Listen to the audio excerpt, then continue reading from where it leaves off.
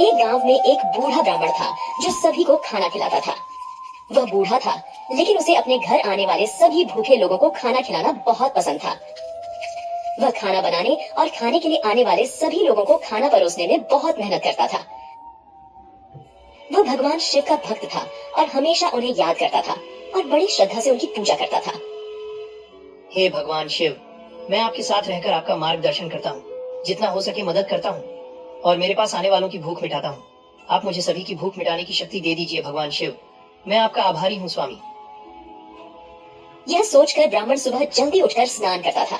उसके तुरंत बाद भगवान शिव की पूजा करता था और उसके बाद ही वह सारे काम करने लगता था। हालांकि उसके पास कोई नहीं था, फिर भी वह बिना किसी आलस्य के अकेले ही सारे काम करता था।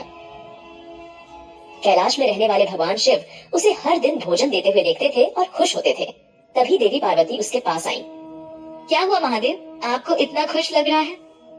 नहीं नहीं पार्वती, ऐसा कोई बात नहीं है। वह ब्राह्मण जो पृथ्वी लोक में मेरा भक्त है, कई वर्षों से अन्न दान कर रहा है। वो अपनी भक्ति से सभी भूखे लोगों की भूख मिटाते रहे हैं, है ना? हाँ पार्वती, मैं उस ब्राह्मण की मेरे प्रति भक्ति देखकर बहुत प्रसन्न हूँ। यद्यपि वह ब्राह्मण बहुत बूढ़ा है, फिर भी उसके लिए सभी को भोजन देना बहुत बड़ी बात है। हाँ पार्वती, इसलिए मुझे लगता है कि उस ब्राह्मण को दर्शन देना चाहिए। यह अच्छी बात है, लेकिन क्या आपको सचमुच लगता है कि उनमें आपके प्रति इतनी भक्ति है? मैं ये जानने के लिए उनके पास जरूर जाऊंगा पार्वती। यह कहकर भगवान शिव पृथ्वी पर चले गए। उन्होंने सोचा कि वे उस ब्राह्मण की भक्ति की परीक्षा लेंगे। इसलिए भगवान शिव एक भिखारी का वेश धारण करके, बहुत ही कुरूप रूप धारण करके उस ब्राह्मण के पास गए। भगवान शिव ने मन ही मन सोचा, मैं इसकी भक्ति को यह देखकर समझूंगा कि यह मुझे भिक्षा देगा या भोजन, क्योंकि मैं तो भिखारी का रूप धारण करके चलूंगा और फिर मैं उसका परीक्षण करूंगा। क्योंकि यह तो भिखारी का रूप धारण करके चल रहा था।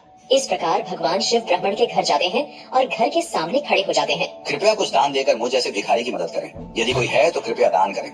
फिर भगवान शिव ने कहा। जब ब्राह्मण ने यह सुना तो वह तुरंत बाहर आया, भिखारी को देखा और उससे बहुत विनम्रता से बात करने लगा। महाराज, यदि कुछ हो तो मुझे कुछ भिक्षा दोगे? चलिए बाबू, खाना तैयार है, आइए। मैं बाहर खा लूंगा, मुझे खाना पैक कर दीजिए बाबू। अरे बाबू, घर के अंदर चलिए, अंदर बैठकर खाना खाओगे। मैं रोज इसी तरह से ही अन्नदान करता हूँ बाबू। क्या आप एक भिखारी को इस तरह अपने घर में घुसने दोगे? इतना फर्क देखकर तो अन्नदान करने का कोई मतलब नहीं है बाबू। चलिए बाबू, आपके लिए कुछ अच्छा भोजन तैयार करती हूँ। यह कहकर वह भिक्षुक रूपी भगवान शिव को घर के अंदर ले गया। उन्हें घर के अंदर ले गया और बैठा दिया। देखिए, मैं 1 या 2 मिनट में आपको सारा खाना प्लेट में परोस दूंगा। आप कुछ देर बैठिए बाबू। क्या आप सही कर रहे हो? आप मेरे जैसे लोगों को घर पर ही रख रहे हैं और उन्हें अतिरिक्त